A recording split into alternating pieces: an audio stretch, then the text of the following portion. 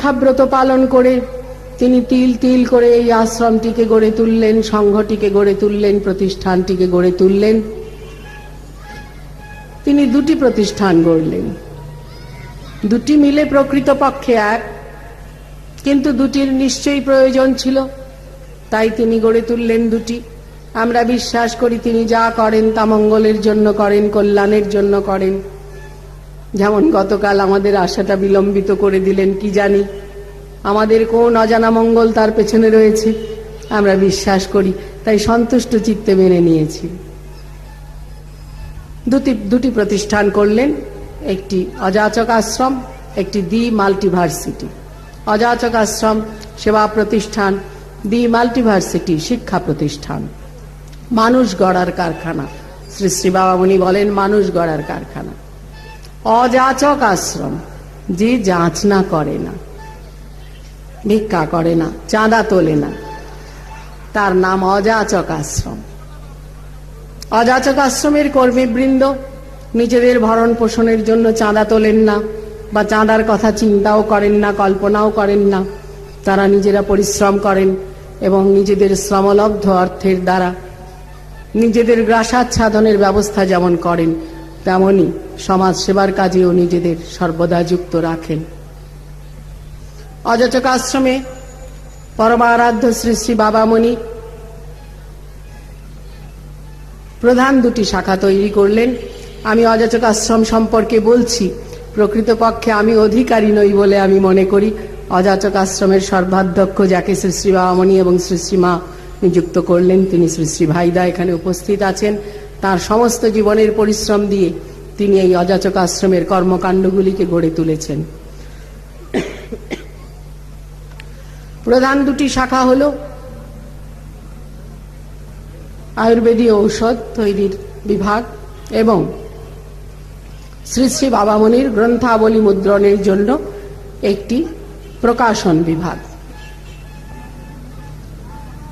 অতি বিশুদ্ধ মতে, অতি বিশুদ্ধভাবে এই আয়ুর্বেদিক ঔষধগুলি তৈরি করা হয়। বিশুদ্ধতা সম্পর্কে আমি একটি ঘটনা বলতে পছন্দ করব, কারণ এর দ্বারা শুধু অযাচক আশ্রমের ঔষধের বিশুদ্ধতার বিজ্ঞাপন হবে তা নয়। এই ঘটনাটি শুনলে সততা মানুষের মধ্যে কোন পর্যায়ে প্রতিষ্ঠিত হওয়া প্রয়োজন তার একটি উল্লেখ হবে। আমরা নিজেদের মধ্যে সততা সম্পর্কে আলাদা করে অনেকে হয়তো ভাবি না। সাধারণভাবে যেমন জীবন চলছে চলতে দিই, জলের গতি আপনা আপনি যেদিকে গেল, যেখানে আটকালো পথ পাল্টালো, আবার যেদিকে পথ পেল ঘুরে চলে গেল, সেইভাবে জীবনটাকে চলে যেতে দিই, বয়ে যেতে দিই। কিন্তু জীবনটা জলের গতি নয় যে যেদিক দিয়ে ইচ্ছা সেদিক দিয়ে বয়ে যাবার অনুমতি তাকে দিলাম। জীবনটা অমূল্য, ঈশ্বরের প্রদত্ত অমূল্য সম্পদ। সুতরাং জীবনটাকে জলের গতির মতন যথেচ্ছ বিচরণ করে চলে যেতে দেওয়া যায় না। জীবনটাকে একটা সৎ পথে সঠিক পদ্ধতিতে কাটাতে হবে এবং সেই জীবনটাকে অর্থবহ করে তুলতে হবে কিছু আদর্শ প্রতিপালনের দ্বারা, কিছু নৈতিকতার অনুবর্তনের দ্বারা। এইটি আমাদের সকলের সিদ্ধান্ত হওয়া প্রয়োজন, তাকেই বলে চরিত্র গঠন। এইটি আমাদের সকলের সংকল্প হওয়া প্রয়োজন। এই সংকল্প এবং সংকল্পকে পালন করার নামই চরিত্র গঠন। একটু আগে শ্রীমান সুপ্রিয় বলছিলেন যে অনেক বয়স্ক ব্যক্তি মনে করেন আমার কি আর বয়স আছে চরিত্র গঠন করার? আছে। যে মুহূর্তে জাগলাম সেই মুহূর্ত থেকেই জাগ্রতের ন্যায় আচরণ করাই সঠিক। শরীরের বয়সটা কিছুই অর্থ রাখে না। হ্যাঁ, শরীরের বয়সটার সঙ্গে জন্ম মৃত্যু ইত্যাদির একটা যোগাযোগ নিশ্চয়ই আছে। শরীরের বয়সটার সঙ্গে শারীরিক কষ্ট, শারীরিক পটুতা অপটুতার একটা হিসাব নিশ্চয়ই আছে। কিন্তু জ্ঞানার্জন, আত্মসংশোধন, আত্মোন্নয়ন, আত্মগঠন এই বিষয়ে শরীরের বয়সের বা ঈশ্বর সাধন এই বিষয়ে শরীরের বয়সের কোনো অর্থই নেই। যে মুহূর্তে মনে হলো, যে মুহূর্তে সংকল্প এলো, যে মুহূর্তে সিদ্ধান্ত এলো আমার কি করা প্রয়োজন, সেই মুহূর্ত থেকে সেই কাজটি আরম্ভ করা উচিত, একটি মুহূর্ত বিলম্ব না করে এবং বয়সের হিসাব না করে।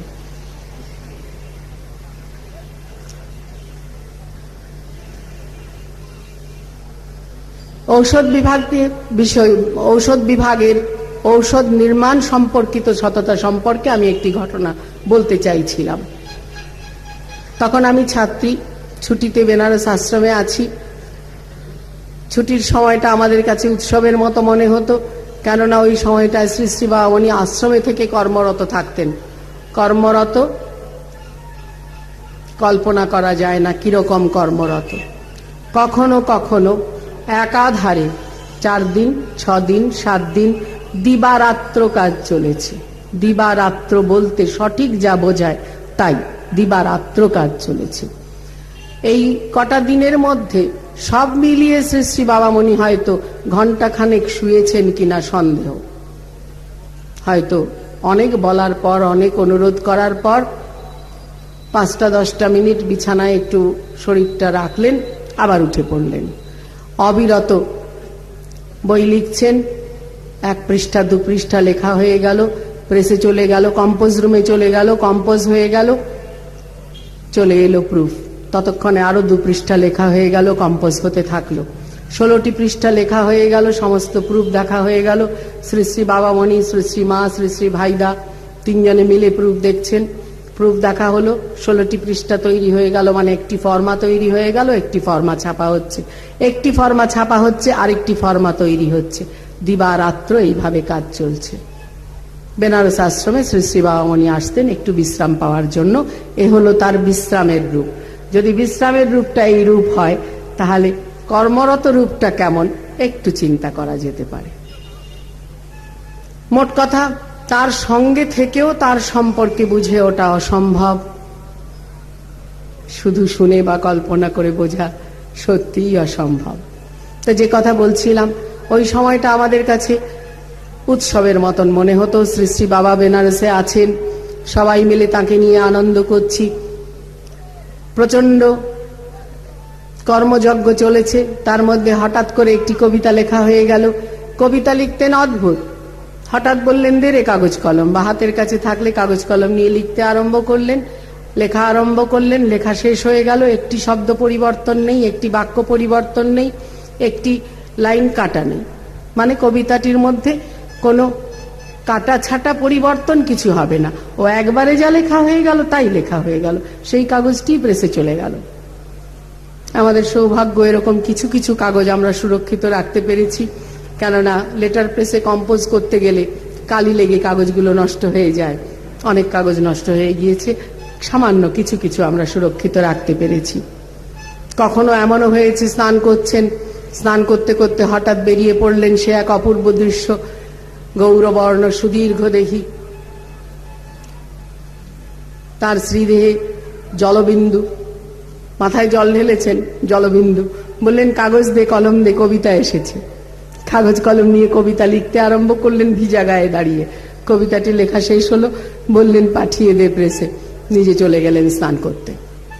তো এইসব অপূর্ব আনন্দের মধ্যে কখনো এমনও হতো, কবিতাটি লেখা হয়ে গেল, সঙ্গে সঙ্গে সুর দেওয়া হয়ে গেল, সঙ্গে সঙ্গে গান করে শোনালেন। নিশ্চয়ই আমাদের আনন্দটা কিছুটা কল্পনা করতে পারছেন, কিছুটা হয়তো সে আনন্দের অংশ মনে মনে গ্রহণও করতে পারছেন। ওই জন্যই ঘটনাগুলো বলি। আমরা যে অপরিসীম আনন্দ পেলাম, যে অলৌকিক আনন্দ পেলাম, যে ঐশী আনন্দ পেলাম, যে পারমার্থিক আনন্দ পেলাম তাঁর সাহচর্যে, তার একটু কণা অন্তত আপনাদের কাছে পৌঁছে যাক। আমার বলার অক্ষমতাবশত হয়তো সবটুকু পৌঁছে দিতে পারবো না, কিন্তু যতটুকু পৌঁছে দিতে পারলাম ততটুকুই আমার সার্থকতা। দুপুরবেলা সেই দিন চবনপ্রাশ জাল হচ্ছে। এত বড় একটা কড়াইতে চবনপ্রাশ জাল হয়, বিশাল কড়াই, বিশাল উনুনের উপরে বিশাল কড়াইতে চবনপ্রাশ জাল হয়।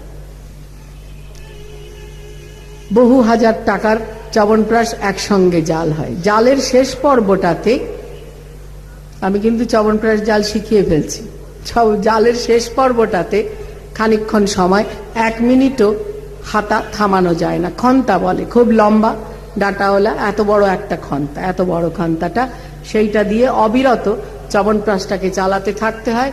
এবং তখন কিছু প্রক্ষেপ পড়ে। প্রক্ষেপ বলতে বোঝা যায় সেই সময় কিছু ওষুধের গুঁড়ো, শেষ সময়টাতে, জালের শেষ সময়টাকে তাকে প্রক্ষেপ বলে। আয়ুর্বেদীয় ভাষায় তাকে প্রক্ষেপ বলা হয়। কিছু প্রক্ষেপ পড়ে এবং অবিরত চবনপ্রাশটা চালাতে থাকতে হয়, তা না হলে পুড়ে নষ্ট হয়ে যাওয়ার ভয় থাকে। বিশ্বনাথ বলে আমাদের একটি অত্যন্ত সুদক্ষ আশ্রমকর্মী ছিলেন বলছি এই জন্য আজ তিনি আমাদের মধ্যে নেই। তিনি ইউপির যাদব পরিবারের, উত্তরপ্রদেশের যাদব পরিবারের ছেলে।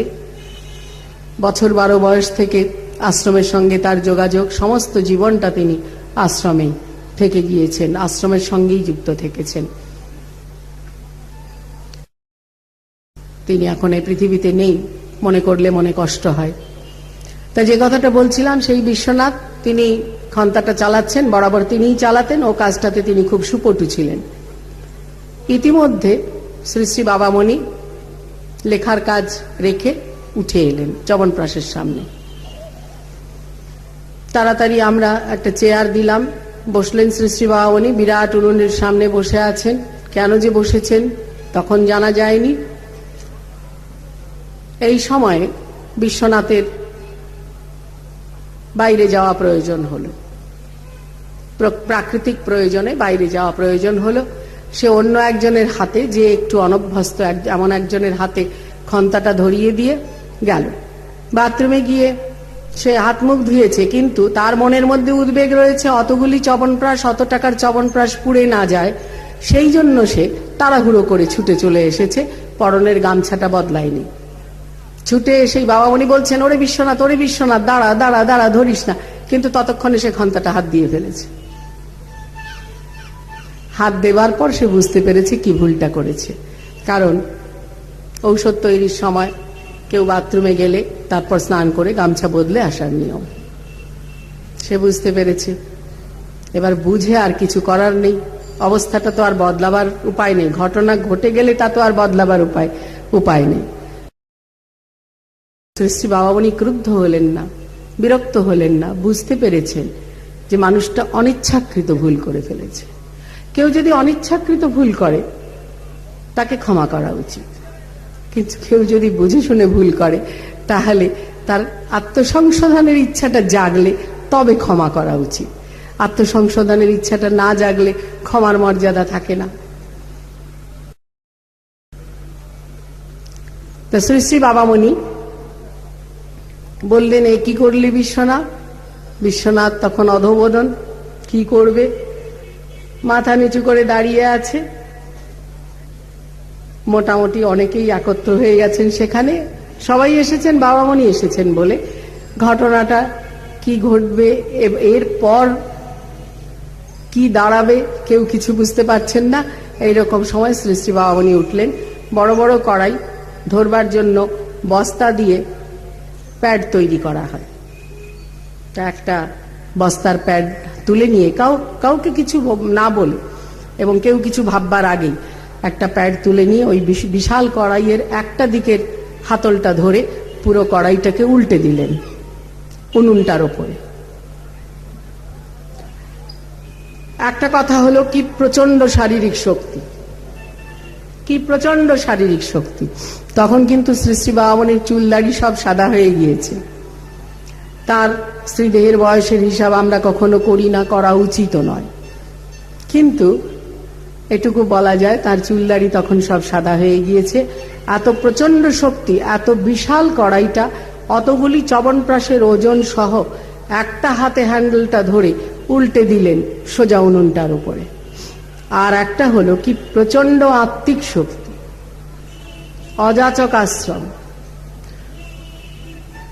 অস্বাভাবিক পরিশ্রম করে তবে অর্থ উপার্জন হয়, তবে তাই দিয়ে আশ্রমের সমস্ত ব্যয় নির্বাহ হয়, তবে তাই দিয়ে মানুষের সেবা করা হয়, পশুর সেবা করা হয়, তবে তাই দিয়ে আশ্রমের শ্রীবৃদ্ধি করা হয়।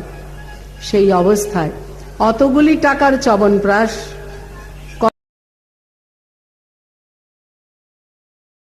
কতখানি আত্মিক শক্তি থাকলে, কতখানি সততার শক্তি থাকলে অবহেলে উল্টে উনুনের ওপরে ফেলে দেওয়া যায়। দাউ দাউ করে আগুন জ্বলে উঠল, কারণ চবনপ্রাশে বিশুদ্ধ ঘি থাকে। বিশুদ্ধ ঘি, ভারতবর্ষের দুর্ভাগ্য, এখানে বিশুদ্ধ ঘি শব্দটা ব্যবহার করতে হয়। আমি ইচ্ছা করে শব্দটা ব্যবহার করেছি। আমরা অসততা করি বলে ঘিটা যে বিশুদ্ধ এটা আলাদা বিশুদ্ধ শব্দ দিয়ে বোঝাতে হয়। আমরা যদি অসততা না করতাম, খাদ্যদ্রব্যে যদি আমরা ভেজাল না দিতাম, তাহলে কিন্তু আমাদের বিশুদ্ধ শব্দটা ব্যবহার করা দরকার হতো না। সবাই বিশ্বাস করতেন যে কোনো খাদ্যদ্রব্যই বিশুদ্ধ।